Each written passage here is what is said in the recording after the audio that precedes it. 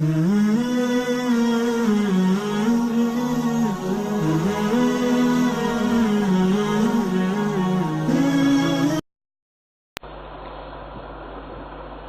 لله وكفى وسلام على عباده الذين اصطفى أما بعد أعوذ بالله من الشيطان الرجيم بسم الله الرحمن الرحيم والذين آمنوا أشد حبا لله سبحان ربك رب العزة عما يصفون وسلام على المرسلين والحمد لله رب العالمين اللهم صل على سيدنا محمد وعلى آل سيدنا محمد وبارك وسلم اللهم صل على سيدنا محمد وعلى آل سيدنا محمد وبارك وسلم اللهم صل على سيدنا محمد وعلى آل سيدنا محمد وبارك وسلم. اللہ تعالیٰ چاہتے یہ ہیں کہ میرے بندے میرے بتائے ہوئے طریق کے مطابق زندگی گزاریں اور میرے محبوب صلی اللہ علیہ وسلم کے طریقے کو اپنی زندگی میں اپنائیں. میں نے جن باتوں کے کرنے کا حکم دیا ان کو مانیں، ان کو سینے سے لگائیں، اور جن سے میں نے روکا منع کیا ان سے بچ کے زندگی گزاریں. اس سب کے باوجود پھر بھی ہمارا حال یہ ہے کہ تلاوت ہمارے لیے بوجھ، ذکر ہمارے لیے مہا بوجھ، نماز ہمارے لیے مشقت اور پریشانی، روزہ رکھنا ہمارے لیے بہت بڑی پریشانی، اللہ تعالیٰ کی باتوں کو مان کر چلنے میں ہمارے اوپر بار گراں گزرتا ہے، جبکہ اس کے مقابلے میں معصیت شوق سے کرتے ہیں، بدنگاہی شوق سے کرتے ہیں، تصورات کی دنیا میں گناہوں کے اندر کھیلتے رہتے ہیں، اور ذلت والے جتنے کام ہیں ان کو سینے سے لگا کے رکھتے ہیں، اور عزت والے جتنے کام ہیں ان سے دور بھاگتے ہیں.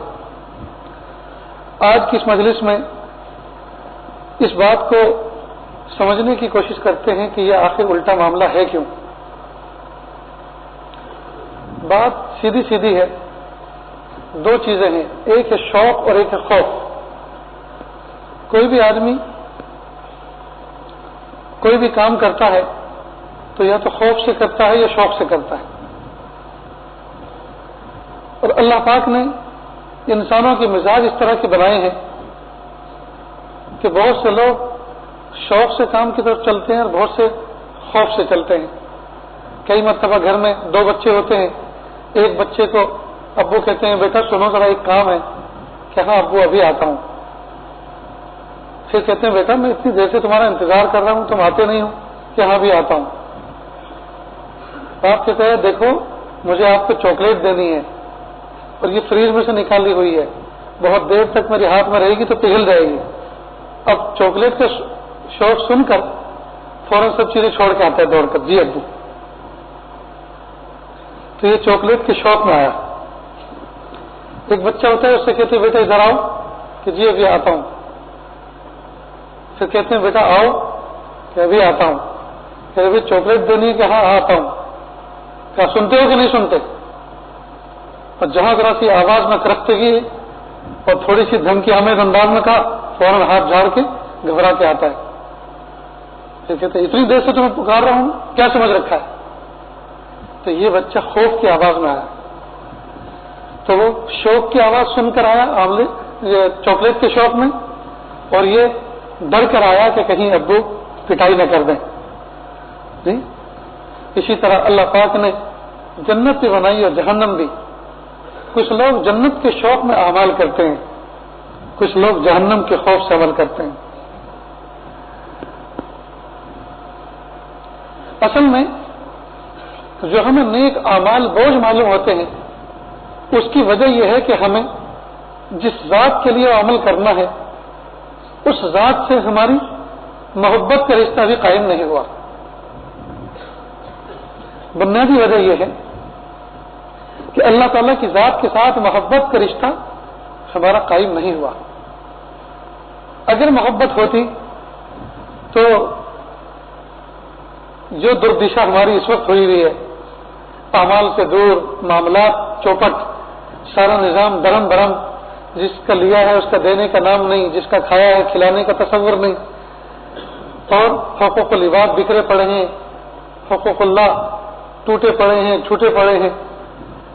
یہ وجہ اس کی یہ ہے کہ اصل میں اللہ تعالیٰ کی ذات کے ساتھ ہمیں محبت نہیں ہے۔ اگر اللہ کی ذات کے ساتھ ہمیں محبت ہو جاتی تو یہ حالت ہماری نہ ہوتی۔ عام طور پہ آپ اپنی زندگی میں ہم دیکھیں، ذرا غور کریں، ماں ٹھنڈی ٹھنڈی راتوں میں، بارش کی بھیگی بھیگی راتوں میں بچہ پیشاب کرتا ہے، پاخانہ کرتا ہے تو ماں اٹھتی ہے، اٹھنے کے بعد اس کو دھلاتی ہے، جی گرم پانی کر کے اس کو دھلاتی ہے، اس کو کپڑے پہناتی ہے، اس کی گدڑی بدلتی ہے، نیا بستر کرتی ہے، اس کو چن کے اس کو پھر لٹاتی ہے، سینے سے لگا کے دودھ پلا کے سلاتی ہے۔ حالانکہ ٹھنڈی ٹھنڈی راتوں میں کیا ماں کو میٹھی میٹھی نیند سونا پسند نہیں ہے؟ تو کون سی وہ چیز ہے جس نے ماں کو مجبور کیا اٹھنے پر؟ بچے کی محبت، بچے کی محبت۔ پیارے نوجوان بچوں، ہم نے اپنی ماں کی محبت کا ابھی تک اندازہ نہیں کیا، ماں کو ہم سے کتنی محبت ہوتی ہے۔ چھوٹی چھوٹی باتوں میں ماں کو تانا دے دینا، ماں کو برا بھلا کہہ دینا، ماں کا دل دکھا دینا، یا چل چل کہہ دینا، یا زیادہ مت بن کہہ دینا، یا کوئی ایسا جملہ کہہ دینا جس کی وجہ سے ماں کا دل ٹوٹ کر رہ جائے، یہ اچھی بات نہیں ہے۔ آواز نہیں جا رہی ہے؟ بس جنید کدھر ہے؟ جنید جہاں ہو وہ یہاں پہنچے، مائک میں مستورات میں آواز نہیں جا رہی۔ تو بہرحال اس چیز کا ہم اہتمام کریں، اس چیز کا خیال کریں کہ ہم اپنی ماں کا دل توڑنے نہ پائیں، ہماری والدہ کا دل ہم سے ٹوٹنے نہ پائے۔ ماں عظیم الشان دولت ہے، ماں عظیم نعمت ہے۔ وہ اپنے منہ کا لقمہ نکال کے ہمیں دے دیتی ہے، اپنے منہ کا لقمہ نکال کے ہمیں دے دیتی ہے۔ کئی مرتبہ ہم نے نہیں دیکھا، باپ رات کے وقت مٹھائی لے کر آئے، ماں نے سب کا حصہ تقسیم کر دیا، اپنا حصہ اٹھا کے فریج پر رکھ دیا، ڈبہ اٹھا کے فریج پر رکھ دیا، اور دوسرے دن جب بچے اسکول میں مدرسے میں چلے گئے، مکتب چلے گئے، جھاڑو پوچھا دے کر ہر چیز سے فارغ ہو کر سوچا بھوک بھی لگی ہے، ناشتہ کی بھی بہت دیر ہو گئی ہے، تو مٹھائی کا ٹکڑا اٹھاتی ہے۔ اتنے میں کوئی بچہ تھا، امی مجھے بھی، تو ماں بجائے اپنے منہ میں لے جانے کے بچے کے منہ میں دیتی ہے، اور وہی انگلیاں چاٹ لیتی ہے اور سوچتی ہے میرے بچے نے کھایا گیا میں نے کھا لیا، میرے بچے نے کھایا تو گویا میں نے کھا لیا۔ جس ماں کو اللہ رب العزت نے اتنا بڑا ظرف عطا فرمایا، اور جو ماں ہمارے خاطر اتنی محنت کرتی، مجاہدے کرتی ہے، ہم اس ماں کا دل دکھا دیتے ہیں آسانی کے ساتھ، کتنی بری بات ہے۔ اللہ کے محبوب صلی اللہ علیہ وسلم سے ایک مرتبہ ایک صحابی نے عرض کیا، میرے محبوب صلی اللہ علیہ وسلم ایک گناہ مجھ سے بہت بڑا ہوا ہے جس کا میں تذکرہ آپ کے سامنے نہیں کر سکتا۔ کہ آپ کی ماں ہے؟ کہ ماں تو نہیں ہے۔ کہ خالہ ہے؟ کہ جی خالہ ہے۔ کہ جاؤ خالہ سے دعا کروا لو۔ تو اس سے پتہ چلتا ہے کہ اگر کسی بندے نے اتنا بڑا گناہ کیا ہو جس کا تذکرہ وقت کے نبی کے سامنے کہتے ہوئے اس کو حیا آ رہی ہو، معلوم ہے کوئی ایک بڑا گناہ اس نے کر رکھا ہے، تو اللہ کے محبوب صلی اللہ علیہ وسلم اس کا حل بتا رہے ہیں جی، وہ صبح قیامت تک آنے والے انسانوں کے لیے ایک تسلی کا سامان کر کے جا رہے ہیں کہ اگرچہ آج میں موجود ہوں لیکن کل تم میں اگر موجود نہ رہا تو میں تمہیں ایک راستہ بتا کے جاتا ہوں، ماں ہو تو ماں سے دعا کرا لو، اتنا بڑا گناہ جس کو تم اپنی زبان پہ لانا پسند نہیں کر رہے، اتنا بڑا گناہ ماں کی دعا سے معاف ہو جائے گا۔ اور ماں نہ ہو تو خالہ بھی ماں جیسی ہوتی ہے، خالہ بھی ماں جیسی ہوتی ہے، اس سے دعا کرا لو۔ اس سے پتہ چلتا ہے ماں کا مقام کیا ہے، خالہ کا مقام کیا ہے۔ اللہ رب العزت ہمیں قدردانی کی توفیق عطا فرمائے۔ ایک مرتبہ یہ عاجز نوساری کے قریب ایک بستی میں گیا، عشاء کے بعد کا وقت تھا، مغرب کے بعد کا وقت تھا، اور عشاء کے بعد کچھ بیان کرنا تھا، تو کسی نے کہا کہ ایک گھر کے اندر ایک اپاہج بچہ ہے اور عمر اس کی 10 سال سے اوپر ہو چکی ہے، مجھے تو یاد پڑتے شاید 15-16 سال ایسی کچھ عمر تھی، جی 14 سال اس کی عمر ہو چکی ہے، اور بچہ ہے بالکل ایسے میں اپنے ہاتھ سے بتا سکتا ہوں آپ کو میرے کندھے کے برابر، یعنی شروع انگلی سے لے کر کندھے کے برابر جتنا سائز ہوتا ہے اتنے سائز کا بچہ 14 سال کی عمر کا، اور دونوں پیر اس کے ایک دوسرے پہ لپٹے ہوئے، اور بالکل معصوم بچے کی طرح، جیسے چھوٹا سا معصوم بچہ ہوتا ہے 1-1.5 سال کا، جو بس ایسے ہی خاموش دیکھتا رہتا ہے، کچھ بولتا نہیں ہے، اس طرح۔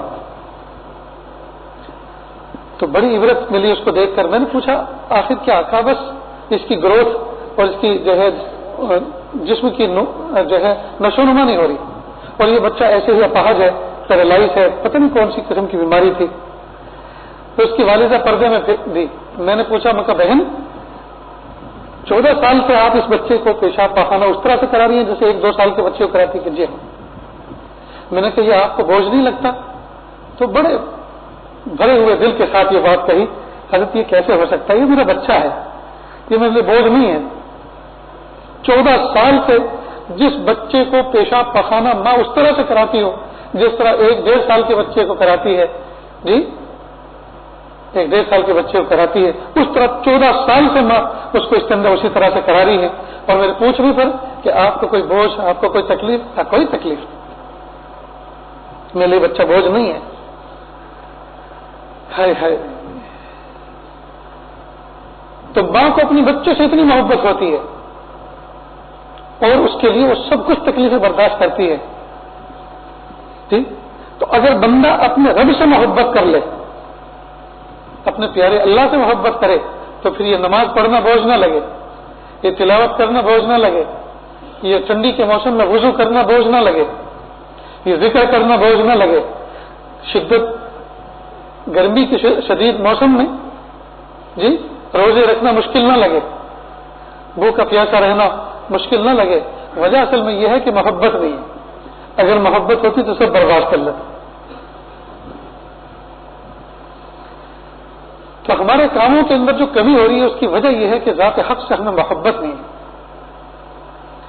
ایک آدمی 10,000 11,000 روپے کی سیلری پاتا ہے، اور مثال کے طور پر وہ بلسار واپی کی طرف کام کرتا، رہنے والا سورت کا ہے، یہ رہنے والا سورت کا، انکلیشور کی طرف جی یا بڑودہ کی طرف انڈسٹریل ایریا میں کہیں کام کرتا ہے جی، اور اس کو چونکہ اپنی سیلری سے 15-20 ہزار کی جو سیلری اس سے محبت ہے، یہ محبت اس کو گرمی میں بھی لے جاتی ہے، سردی میں بھی اٹھا کے لے جاتی ہے، بارش میں بھیگتے ہوئے بھی لے جاتی ہے، نہ بھیگنا اس کو ناگوار گزرتا ہے، نہ ٹھنڈی اس کو ناگوار گزرتی ہے، نہ گرمی اس کو ناگوار گزرتی ہے، اور بنیادی وجہ یہ کہ اس کو اپنی سیلری سے محبت ہے۔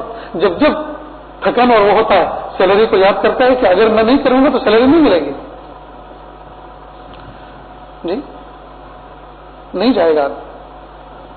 لہٰذا چھٹی کے دن اس کو کوئی کہتا ہے وہ چل کہ نہیں یار جی نہیں کر رہا، کیونکہ آج کا جو سفر ہے اس کے پس منظر میں تنخواہ یاد نہیں آ رہی، سیلری یاد نہیں آ رہی، نہ سیلری ملنے والی ہے، آج تو کوئی ایسے لے کے جا رہا ہے۔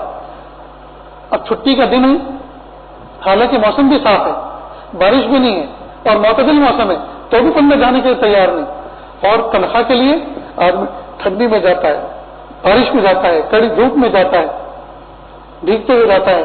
کیوں؟ اس لیے کہ اسے اپنی سیلری سے، اپنی تنخواہ سے محبت ہے۔